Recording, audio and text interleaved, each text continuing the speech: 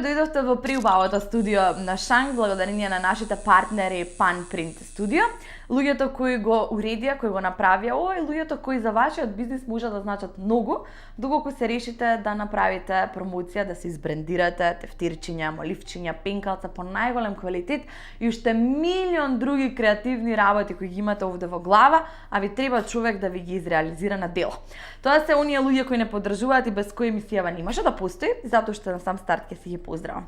А сега е време да направиме муабет за летото или за вашето тело за лето, кое го спремате уште од 1999 година, барем ја го спремам уште од 1999 година, и ќе биде готово некаде во 1939 година, ако имам доволно пари за липосукција, се шегувам. Знаете што, драги мои, што ќе ви е тело за на плажа, кога и онака никој не ве препознава без пудра и без шминка, мене, например, никој не ме препознава без шминка, така да, не знам што се мачите да слабеете, ќе симнеш пудра од тебе, ќе симнеш вештачки трепки, ќе симнеш веги цртани, се ќе симнеш, ќе ставиш научари, ќе ставиш шешир на глава и никој нема да знае дека си ти, што е битно дали имаш она што велиме своја свадбарка, јас така ќе викам, или што немаш. Ете, и времева не ни се погоди за трчање на кеј со дождовите, а и фала Богу што не се погоди, затоа што кој ќе иначе одеше да трчи на кеј. Мене нема врска дали ми врне или не, јас си вака и така не трчам на кеј. Исто ми е кој ќе рече никој ќе врне, не можам да трчам. И да врне и да не врне, јас не трчам.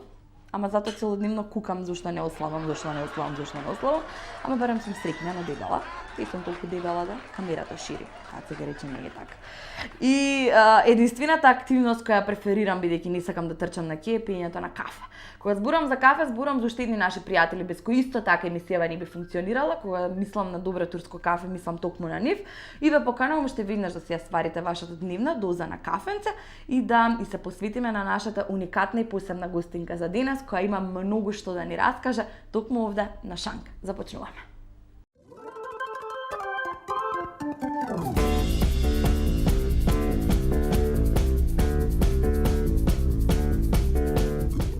Особено задоволство ми е што денес на Шанк имам многу талентирана млада дама. Јас сум лично љубител на книгите, сакам да читам, а верувам дека има многу гледачи таму кои исто сакат да го уживаат ова задоволство дали на плажа, дали во своето слободно време дома. Вера Калин, дами и господа, или со еден збор создателот на Бездомникот со златен часовник, романот прогласен за најчитан во 2016 и еден од моите омилени кога станува збор за македонски писатели. Фала ти многу. Ова искрено го мислам. Да, го кажеш дека уште кога се договоривме ти го кажав муабетот и многу ми е драго што конечно се договоривме за интервју. Оние кои не те познаваат доволно, ќе кажам само дека мора да ги прочитаат твоите книги за да можат да дознаат за мислам дека барем оваа прва книга зборува многу за тебе како човек кој ми изгледаш приземјено, толку лесно објаснуваш што се може да се случи кога имаш пари, кога немаш. И ги долуваш работите баш како сите ние што ги гледаме. Па се трудам да бидам така во, да речеме во одредена приземјена состојба постојано да така пишувам, затоа што не дозволувам на инспирацијата целосно да ме обземе. Некогаш, доколку напишам нешто и сметам дека во моментот е најдоброто нешто што можам да го напишам, за еден месец веројатно тоа нема да биде така. Така што гледам објективно да раскажувам приказни кои што сум сигурна дека секој би се поврзал. Сега колку е тоа успешно нели се кажуваат самите читатели, јас никогаш не сум до крај задоволна со моите дела, како што и сметам дека никој не може да биде, затоа што со текот на нели со самото искуство доаѓаат и нови нешта кои што ви такнуваат, кои што можело да се направат. Но тоа е што е и многу ми е драго што ете така помина овие книги и што можам да речам дека се гордеам со нив. Баш ми е мило што си вака скромна и што тоа е убавината со писател кога имам работа. Ти тече мислата и знам дека муабетот ќе ни оди прекрасно и дека овие 40 минути ќе исполниме. Ако рече си прегледала од емисиве, значи знаеш дека имам кратки прашања што велам да ги запознаеме гледачите со тебе. Значи мојот роден ден е на 23 март. 23 март. Во хороскоп сум Овен. Омилена храна? Се сакам храна. Сега не се бира од храна, не, се сакам. Се сакаш, значи да ме сготви мајка ми. Мајка ми готви супер. Значи храната на мајка ти е. Храната на мајка ми. Омилена боја? Црна. Црна. Да, сакам темни бои. И бордо. Борда ми е омилена боја на А не зимата, да што живот така, помина. како весел човек ми се ги речеш ништо. Па не, јас сум весел човек, ама видите така. Мислам, знаеш, за весели бои. Мојата весела боја е црна. Добро. Кажи ми, твојата омилена пијачка. Вино, црвено. Добро, може да се дружиме на шанк, овде не е проблем. Омиленото место во Скопје? Ау, не знам. Зависи од сезоната. Така? Да. Еве сега во лето каде сакаш да се релаксираш? Во овој наш град. Па не знам, зависи каде ќе се договориме. Дали е тоа паб комедија или е нола бар, таму излагав претходниот период. Значи, Сега во дефинитивно би периодот било што некој следи. кафечка да што се пие кафе. Па навечер не се пие кафе. Не мислам да не си одиме сега ми речеш водно, сакам да се качувам, уште се чудам. Не, за такво место ме прашуваш? Не, такво место Знаеш, ке ми рече некој сакам на водно, на врвот ми е омилена, да се качам до водно. Не. Ми е мак. Добро. Освен твоите книги, омилена книга што би ја прочитала безброј пати? Ловец на змеови, Халет Косени. Одлично. И твојот идол, твојата инспирација? Не знам, сите луѓе кои што ме обкружуваат се моја инспирација. Да. Ете, кога за почеток тие беа неколку кратки прашања, сега да се посветиме на твојата професија. Јавноста прва те запозна по твоите раскази. Да. Два раскази кои беа наградени, само ќе ми помогнеш овде бидејќи никогаш не ја завршувам домашната до крај. Каде беа наградени, што и како ќе ми откриеш? Ти искрено ти кажам, само знам дека беа наградени. Добро. Првиот беше пред 2017, пред 4 години, 2013 на Нова Македонија. Тогаш имав 19 години и буквално решив ајде да добивам оваа награда затоа што имам книга за издавање и не знам кој ќе ме прифати без како никој ништо. Ама да се разбереме што од тогаш сакаше книга да издадеш. Мене тогаш ми беше почната книгата. Јас ја почнав на 16. Тука некаде беше пред крајот со верзиите, знаев дека е пред крајот и не знаев точно. Слушав секакви муабети околу тоа како се издава, дека сето тоа е преку врски, дека мора да имаш нели одредено присуство на социјалните медиуми, ништо од тоа немав, ниту врски, ниту присуство, ништо. И од секогаш сакав да влезам во некои книжевни кругови, да не ме гледаат или само како Facebook писател или само како комерцијален писател, туку да знаат дека можам да напишам и нешто за постарата читателска публика. И така буквално решив ајде да добиам оваа награда и ги читав сите раскази кои што добиле до тогаш. Сватив дека тоа се мажи над 50 на години, сите беа писатели, мислам звучни имиња, голем број да. Значи притисок и конкуренција уште од стартот Да, има околу 400 раскази, 300 до 400 на тој конкурс што се пријавуваат, така што ми беше да речеме некој притисок, ама бев сигурна да морам да напишам добитен расказ. И она кое што го забележав беше дека сите беа напишани со архаизми. Што направив тогаш? Го преведов расказот со архаизми. Ја напишав приказната, го преведов со архаизми. Буквално седнав пред речник и наоѓав зборчиња кои што јас не ги знам. Подоцна ги научив. И ми успеа и добив прва награда. Колку време траеше тој процес? Еден ден го пишував расказот. Сериозно? Да. Јас обично пишувам за еден ден, затоа што претходно ја Не ти е проблем инспирацијата, седнуваш? Не, јас претходно ја смислувам приказната, знам точно како ќе тече. Во рокот еден ден има некои 3-4 верзии, можеби 2 дена во зависност од тоа дали барам некој да го прочита или не. И тоа е тоа. Буквално не преспав вечерта, останав будна затоа што секогаш се правам 5:12. И така, го дадов расказот, беше добитен, многу се израдував. И после некое време почнав да си го создавам мојот стил. Првиот расказ сметам дека Мукавени ѕвезди се вика, е пренатрупан со такви зборови, со некои епитети, прилози, предлози и сето тоа. И некои кованици кои што јас ги создавам. Понатаму научив тоа малку да си го контролирам, се уште учам, ама ќе биде кај да е. И вториот беше следната година на Живко Чинго, затоа што така наслушнав муабети дека можеби е онака почетничка среќа тоа што сум го добила, нели, што ми добила наградата. Така што решив ајде сега да добивам втората национална награда, да им докажам на сите да ова може да, мислам, она кое што го пишувам вреди да се прочита. И така испадна, ми дојде идејата една година пред конкурсот и знаев кога и го чекав да излезе за да се пријавиш. Баш ми е мило. Како мала, значи зборуваме од период кога ќе научиш да пишуваш и да читаш, дали беше од оние што пишуваа песни и сустави и така го откри својот талент за пишување? Па да, од почетокот ми читаше мајка ми многу кога не знав да читам, после почнав и самата нели да си читам и од секогаш сакав членував во литературно катче уште кога трето, четврто деление се сеќавам бев во првиот пресек нели од осмолетката. Пишував есеи и раскази за други деца и домашни работи. И така, мислам дека, имаше многу пријатели имав јас кои што сакаа да творат и сакаа да бидат креативни, така бевме барем по 5 луѓе од еден клас кои што беа заинтересирани за книжевноста и општо за тоа да творат, ама не сите продолжија по тој пат. Така што верувам дека едноставно не сум сакала ништо повеќе од ова и тоа е тоа што ме натера да продолжам. Сега, извини, факултетот го поврза со книжевност или свати друга гранка? Не, првиот факултет ми е економски, го завршив тој, а сега општа и компаративна книжевност завршив. И јас ќе ја напуштам историјата. 2 факултети и 2 книги. Епа добра, не. И сега претпоставам пишуваш и трета на пат. Да. Не, добра, ама сега дел од пријателите отидоа на магистратура, дел отидоа во странство, дел се вработија. И јас тогаш се вратив од размена, бев од Загреб и бев тука некои 2 месеци во екзистенцијална криза и во депресија, што ќе правам јас со животот, не сакам сега да почнувам да работам, едноставно си го сакам премногу слободното време за шетање и сето тоа.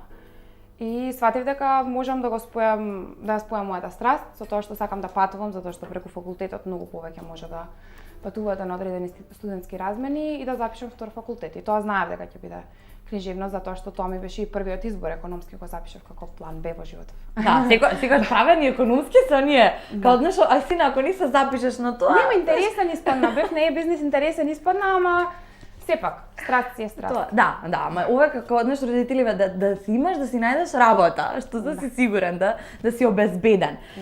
Рече дека од 16 години го започна романот.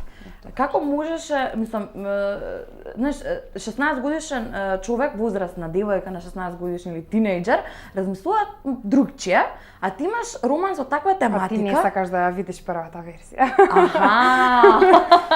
Тоа беше страшно. На 16 години оваа тематика да ја одбереш покрај нели симпатии, шминки, излегување, сите оние. Знаеш, лесни романи што ги видам јас, секоја девојка ќе земе ќе напиша ништо така, ми сама рече не сакам да бидам комерцијален писател. Не, но погрешно се свативме. Сакам да бидам комерцијален писател, ако комерцијален писател значи да се продавам. Не сакам да бидам комерцијален писател од типот на шунт, едноставно само колку за да ме читаат луѓето. Мене ми е важно моите книги да стигнат до своите читатели. Да имаат порака, да стигнат до своите читатели, бидејќи доколку остане книгата само за мене и да е најдобрата книга на светот, никој нема тоа да го знае, нема ништо да смени во ничи живот. Така што помина многу верзии оваа книга, 8 беа целосни. Значи, мораш да ми објасниш, ние не сме писатели, не се разбираме што значи верзија, значи пишуваш, ја завршуваш, целата приказна е готова и седнуваш читаш и не ти се допаѓа и минуваш. Па да, затоа што најчесто од почетокот до крајот има дупки преголеми. Да, ми господа, оваа книга, значи јас имам прочитани, 400 страни. Никев да 407. Да, ама третото издание, кое што го издадовме, е малку скратено, затоа што кратев од текст. Ете имаш уште една верзија после издавањето.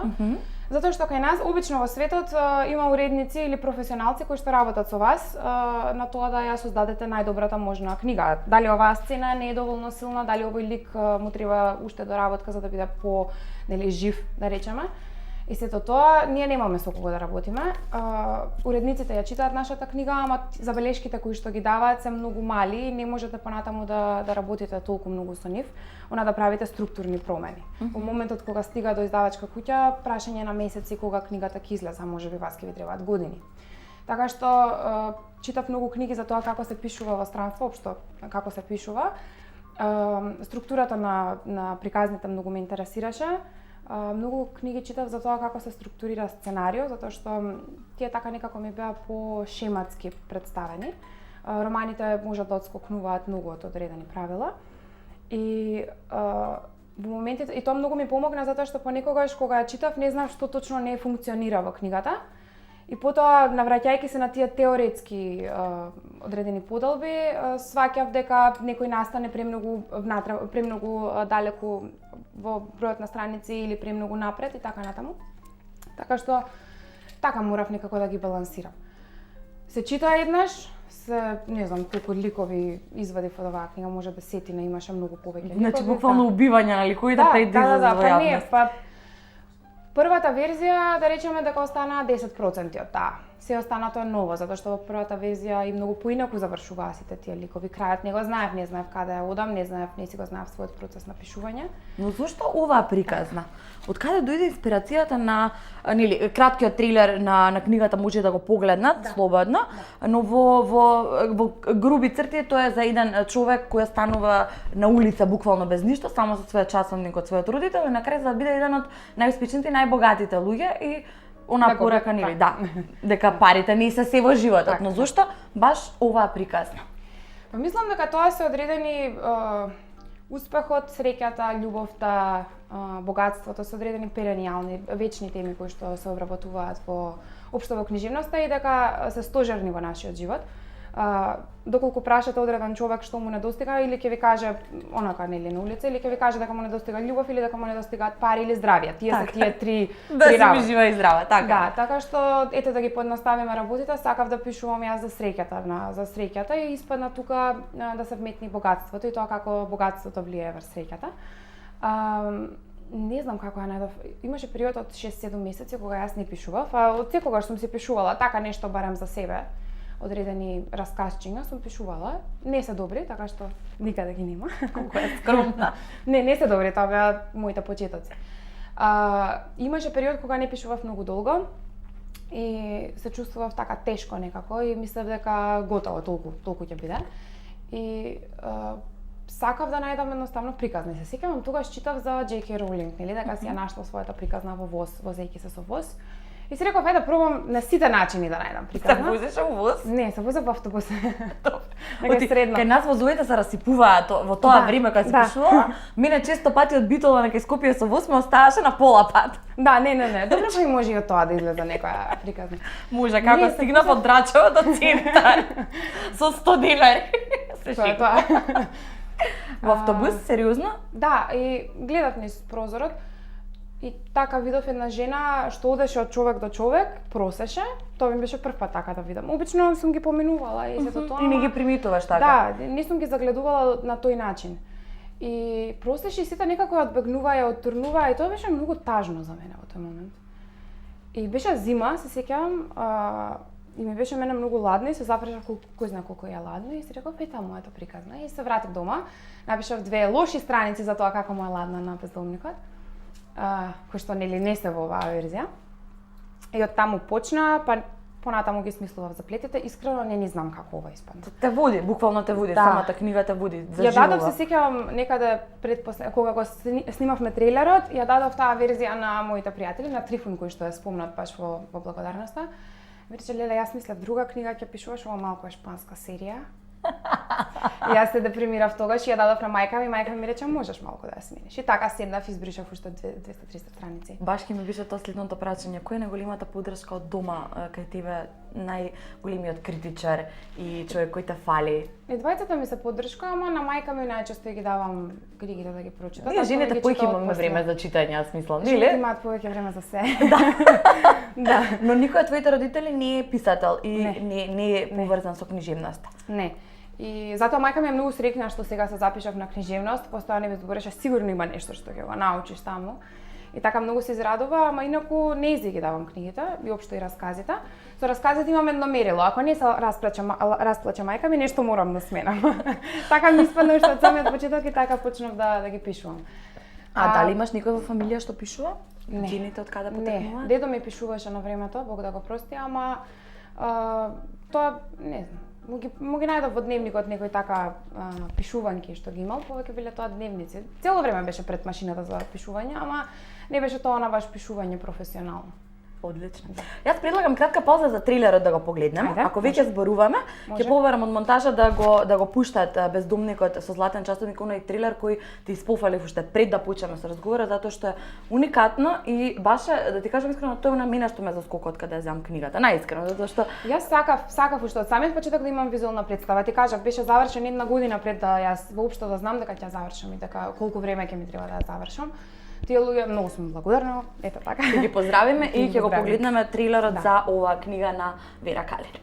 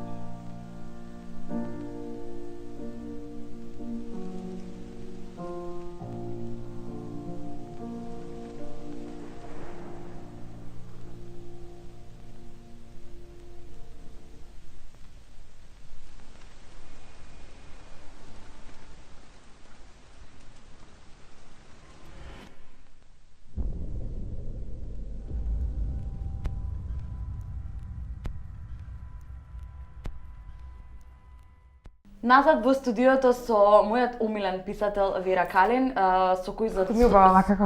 Не, ама не, сериозно, со кој одамна сакав да направам муабет, поради тоа што според мен излезе од стегата на она класично пишување кај нас берам од издадени книги. Едноставно убаво прикажана приказна и потешка, бидејќи јас сум човек што сака да чита побогати приказни. Сакам нешто што е по да те води, да се прашаш како ќе заврши. А секогаш во принцип многу брзо сум предвидувала краеви на книги, кај тебе тоа ми се допадна што приказната ми шеташе. И јас сакам такви книги со непредвидливи краеви, буквално што нема да очекуваат читателите. И тоа го направи. Но сега како иден читател, дека секогаш сум искрен човек, сега џабе ќе ти викам Вера, ти го прочитав и втората книга се. У последно време немам време за книги што е многу жалосно, меѓутоа одма ти кажав, не сум ја прочитала втората. Добро. Но и мене релативно свежа, но и мене како читател и оние видина зошто која е приказната и што е она што би требало да натера да прочитаме, што е накратко да ми уведе бидејќи не можам да разкази. Значи Ловци на светилки се 13 раскази, меѓу кои што се двата мои добитни. И ете сите кои што не гледаат може да гибам, значи тоа веќе сум во тек. Значи ако им се допаднат добитните, може да ги најдат тие на интернет. Сигурна сум дека ќе им се допадне и книгата, затоа што јас пред се сакам книги кои што општо сакам приказни кои што зборуваат за загубата и за надминувањето на загубата. И секој од овие ликови нешто губи. Сметам дека инаку не може да се раскаже приказна доколку не се смени нешто во моменталната, во статусот кво да речеме.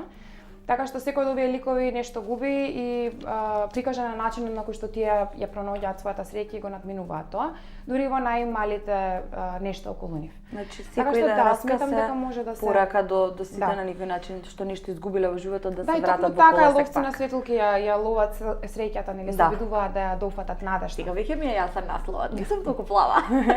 Колку време ја создаваше Ловци на светилки?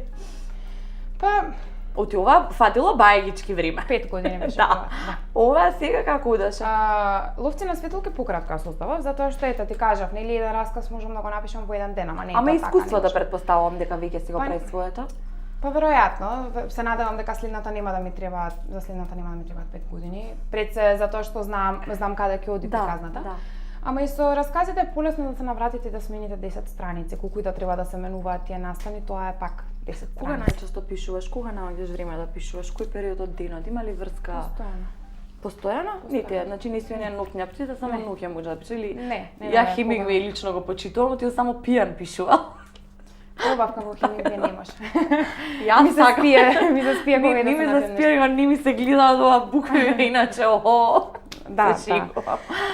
Не знам, мислам дека може да се пишува било кога знаете приказната. Најтешкиот момент е дека да се седне и да тоа го мразам. Мразам да седнам и да чекам да почнам првиот збор. Ама откако ќе се напишат 2-3 реченици понатаму, затоа што првите 2-3 реченици најчесто не се баш најдобри. Понатаму почнува мислата да тече и така натаму. Ќе биде ли женски лик сега главната улога во новијата книга? Да, така. Ќе видат не, женско и машко. Женско и машко. Не се откажувам од машките ликови. Не се откажуваш, добро. Полесно ли да се пишува за машки лик, како, знаеш, не може да те поврзат дека на тебе ти се случило тоа или искуство или нема врска со тоа? Па не дај Боже, моите приказни мене да ми се случуваат. Тоа да. Меѓутоа има луѓе, знаеш, кои ќе речат некој извадок и ова, знаеш, за тебе, а нема да има врска. Од секогаш сум велела дека не се моите приказни инспирирани од мојот живот, затоа што луѓето најчесто кога прашуваат дали е инспирирано од животот, прашуваат дали е според вистински настани. Не се, тоа е целосна фикција. Од друга страна, секоја дело мора да носи дел од вас, дали тоа било ваша претходна животна филозофија, сегашна или пак животните филозофии на луѓето околу вас. И баш во еден од расказите мајка ми и татко ми се пронајдоа, да кажам. Мајка ми рече зошто си пишувала за нас. Викам не е за вас, едноставно црпам инспирација. Да, доаѓа инспирацијата. Не значи дека тоа се тие ликови, едноставно одредени карактеристики ми одговараат на таа приказна за да ги прикажам. И велат дека писателите пишуваат се за кое што знаат и сметам дека тоа така, затоа што ние сме прочитале, сме доживеале или сме виделе како некој нешто доживува. И така. Има луѓе што тврдат дека писателите пишуваат кога не се сретни. Има и автори на песни, вели Леди Гага имаш изјавена таква глупост. Значи Не дај дека Боже као да сум била од 16 до сега несреќна, не. Нема ти рече 5 години си пишувала, добар период не си пишувал. Да. А тој добар период беше заљубена ништо, па знаеш, има и така, има блокада велат кога ќе се заљубиш и си среќен, не можеш да отвориш. И кога никој ти го скрши срцето, сиднуваш и пишуваш. Јас така сум слушал. Па зависи затоа што не знам, Стварно јас сум не пишувам слушала, љубовни значи- приказни. Да, Да, знам, не повеќето само- така велат. Ама не пишувам јас љубовни приказни. Ти немаш гајле, ама и такво и дечко не треба да се плаши од тебе, значи ти нема да пишуваш за него, освен ако не те најдете многу, па да сиднеш да го Не, напишеш. освен ако нема некое такво трилеристично живот. Не пишувам љубовни приказни, така што мислам дека приватниот живот на мене многу не ми влијае. Јас едноставно сакам да пишувам и не можам да живеам без тоа. Тоа е исто како луѓето кога се несреќни не е дека само тогаш одат на работа, а другото време спијат или обратно. Работа е едноставно тоа за мене. Да, што Гледам да го можеш. гледам да го гледам така, да буквално да пишувам секој ден затоа што само така може да се заврши одредено дело и да се обидам да создадам најдобрата можна верзија од приказната што имам да ја раскажам. Те гледаат ли различно луѓето, посебно оние најблиските од 16 години што им кажуваше дека ќе објавиш книга и на крај се случи тоа и таа книга не е само обична книга, туку успешна книга, па и втора книга, па и трета книга. Има луѓе што обично или ќе им речеш шупреш кога има ќе објавам книга и знаеш, кога Да, така беше и кај мене, во средно бев, не ми верува. Оваш. Да, ја пишував на часови кога седев и пишував, ми се смеа и бев. Сега ќе ти објавам ги книга. гледаш како реагира дека се смеете? Не, нормално. Мислам, ние си останавме, сите ние сме по целиот процес на моето пишување сме биле пријатели, знаеле кога сум доаѓала блиску до тоа да излезе книгата. Не знам, кај нас ми е многу смешно да се зборува за некој таков синдром на познати и непознати. Едноставно сите сме луѓе, ова е мала земја. Сите сме познати, мала земја, овде не може да не си познат. Да. Комшика на моја знае сигурно А и 20 од моето освен тоа сите си имаме на Facebook и тоа, мислам, Фала тоа не Богу. може да се избегне.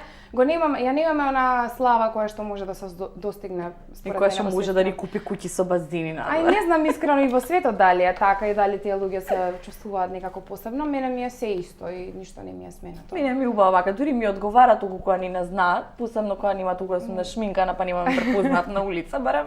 И ми се случува во последно време да ме препознаваат и тоа е многу забавно. И се случи пред некое време еднаш, ама после тоа не се повтори и сега последниве неколку недели откако бев многу поради наградата на телевизија, баш ме сретнуваат и постари луѓе на улица. Не сте вие писателката од утринска, рекам јас. Мене ми се случува, ама знаеш што беше лошото, последната ситуација беше се смеевме со екипа, па не си толку дебела. Као, не дека не си дебела, као не си толку дебела, као дебела си, ама не си толку... Да, мили мои, издебелува камерата, тоа го правиме муавет со Вира, знае. И ваќе го барав, колку време го барав Аголов. Ја уште по никој гиро, ако изам овде ќе се скрчи столчева, мајт.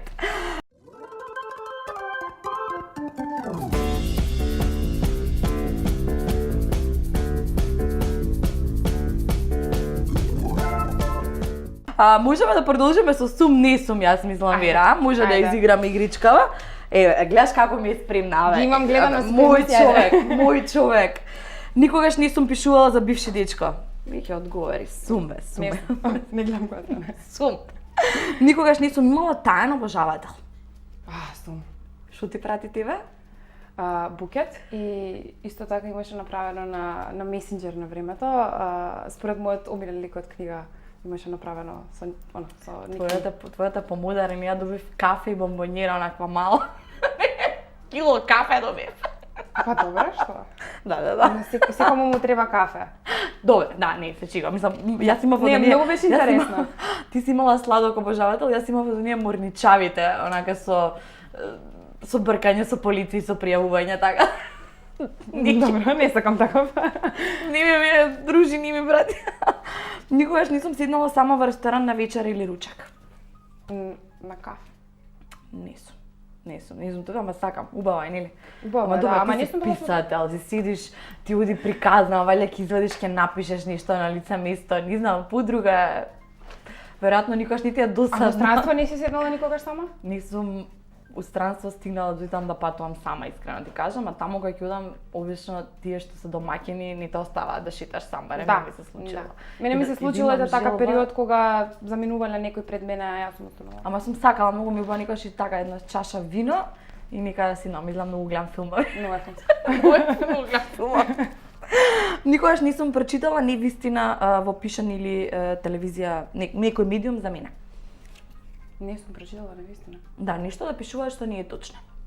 Не сум прочитала, не. Биле фер до сега и не. Да. Добро ми направија трудна, не сум трудна.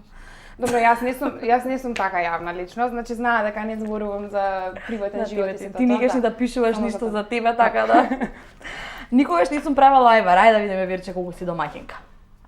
Со баба ми го правеше, јас го мешав. Ама се важи, ја ништо не сум правила ту.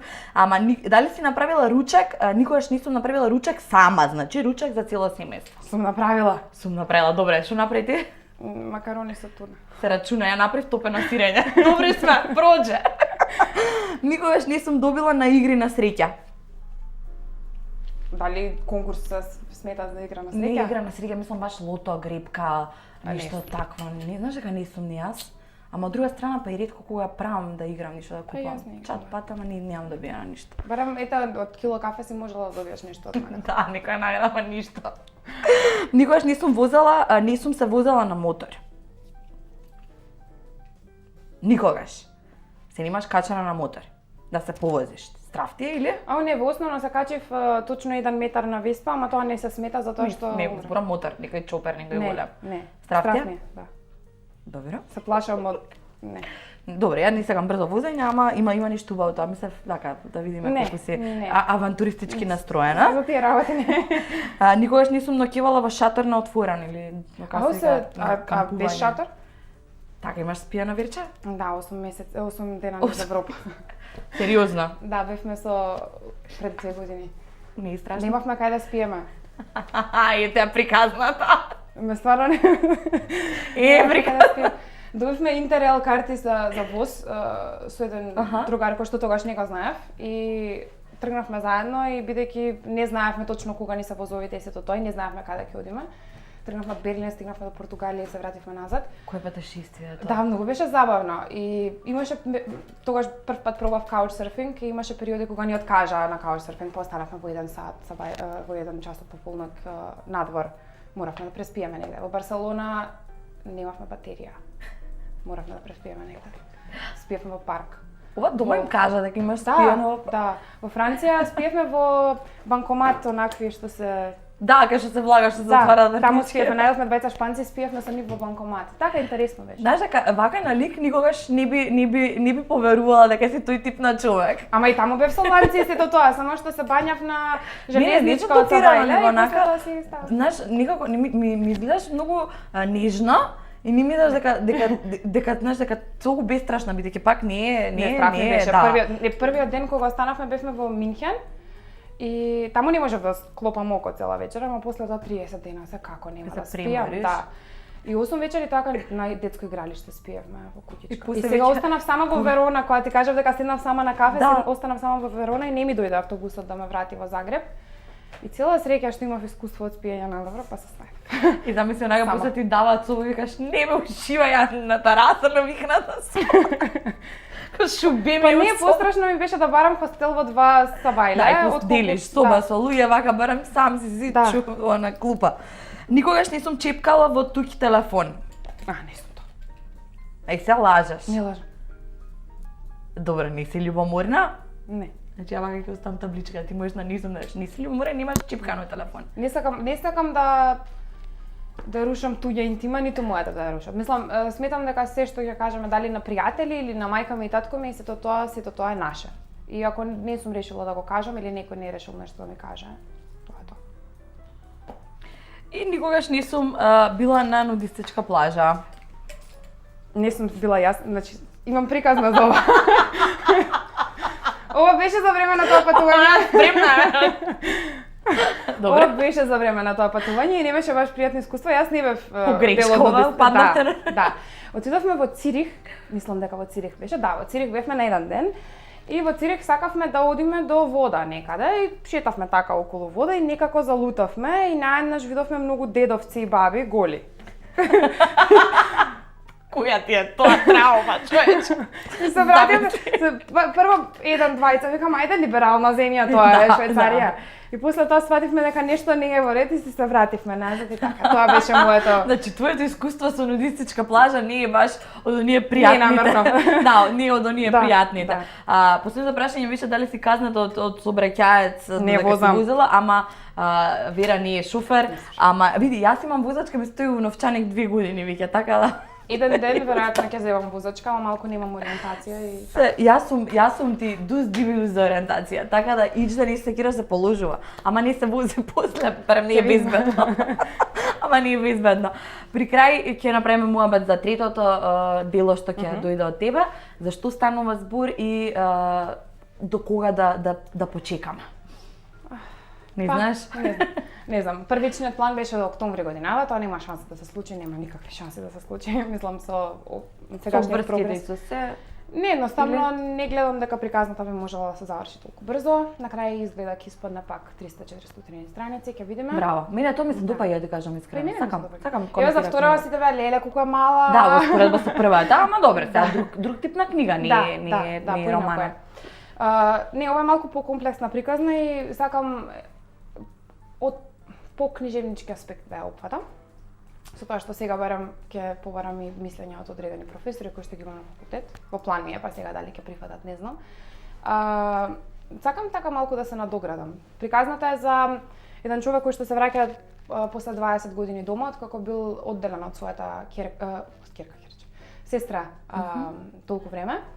И се враќа дома, сестрата не може да го прифати пред се, затоа што се чувствува напуштено и немале никаков контакт во тие 20 години и после некое време, што на самиот почеток не откривам ништо, почнува да се сомнева во неговиот вистински идентитет и дали е тоа човекот кој што се представува дека е.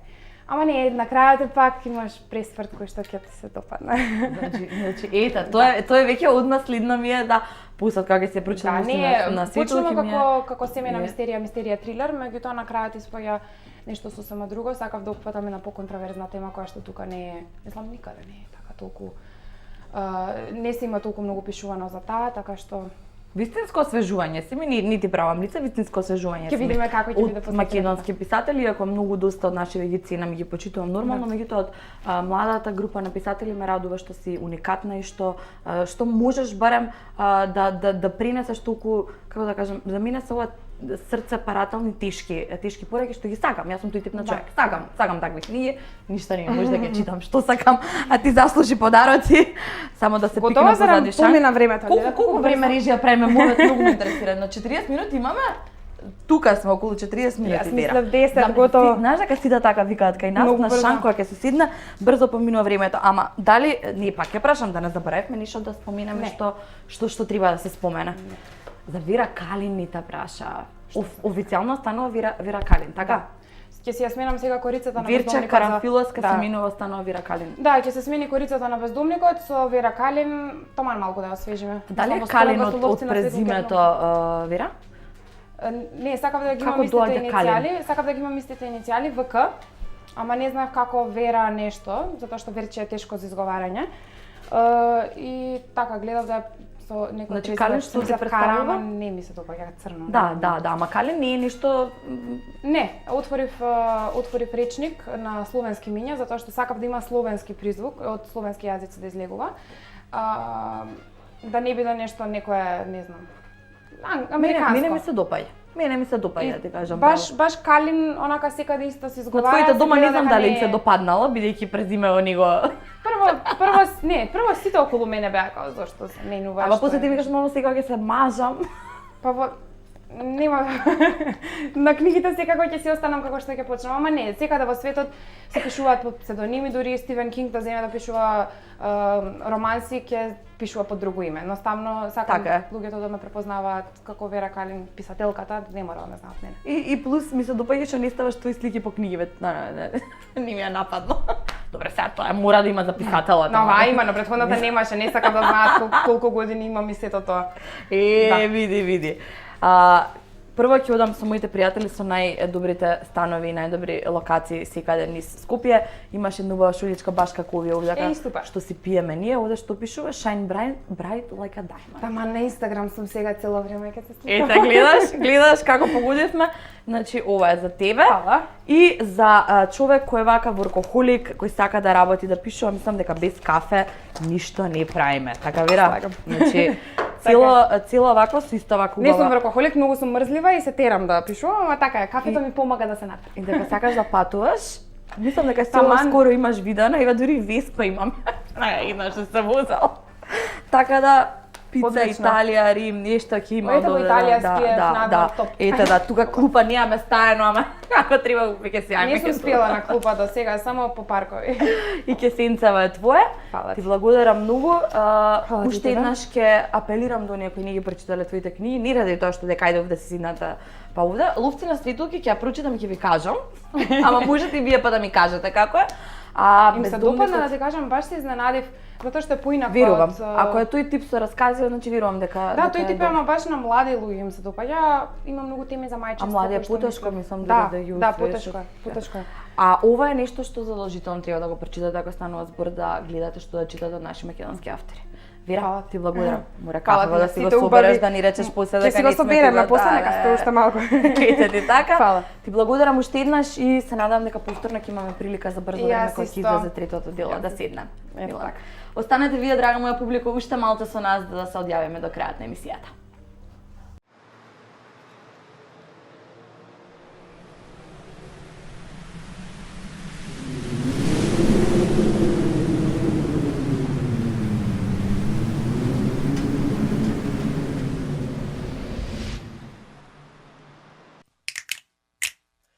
How you feeling happy? Tell me how you feeling happy? We about to do this cause we happy. Deluxe. Come along if you Is it minute? happiness is the truth. Because come along if you know it. Happiness is the you know. Come along if you feel like Елит за мали и големи. Вистинско кафе за вистинско уживање.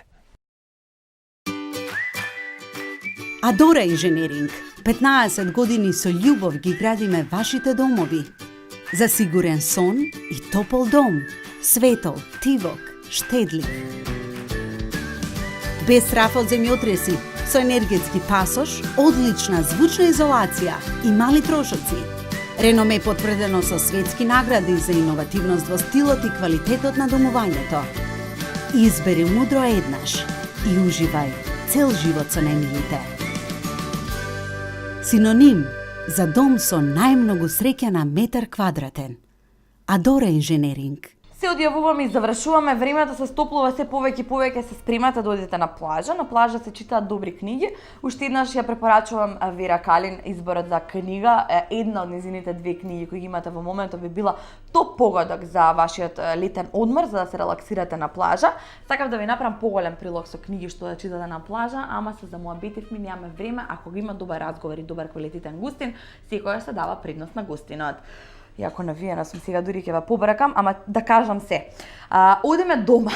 Тоа е најважното за денеска, одиме дома. Но одиме дома со новиот Hyundai Tucson, затоа што, нели ви кажав, не трчам на кеј, не вежбам, не трошам калории, капиталот, односно мешко или стомакот треба да се чува, затоа се возам со Hyundai Tucson. Тој е од моите пријатели кои, кога сакате да купите добар автомобил, ги барате нив. За одлична цена, супер перформанс и зверски добар автомобил кој и на вашата сопруга нема да ја пречи ако не купи штикли неколку дена. Еве са Вера се смее дека она дојде во студио со нови штикли, си купи девојче дека не чекаше нас, си купи штикли, така да на вашата жена нема да смета да биде без високи подпетици некој месец ако имате вака добар автомобил. Останете ми овде, драга моја Македонија, за уште нешто само да споделам со вас, додека вака убаво ќе се изгладам со ова ладалце, но поентата ми е да уште еднаш ве потсетам на овие убавици овде што ги гледате од згради, привлечни, атрактивни локации, поволни услови, тоа се нашите пријатели кои ви нудат идеален дом на идеална локација и ви нудат да намалете потрошувачката на електричната енергија до 76% за разлика од старите станови и знаете што е најважно? Во летните жештини не се вклучува клима уред се додека надвор е 37 степени, немате гајле, не е жешко. А во зима се плаќа по 24 динари на 1 метар квадратен за грејење. Ако ова не ви убеди од кај треба да си го купите вашиот нов стан, не знам што повеќе да ви кажам. Ќе ви кажам уште само да останете редовно на Шанк. На Шанк се Ивана Наскова, нашата официјална фан страница на Facebook и нормално нашите YouTube изданија доколку ништо сте пропуштиле. Се гледаме точно за 7 дена повторно.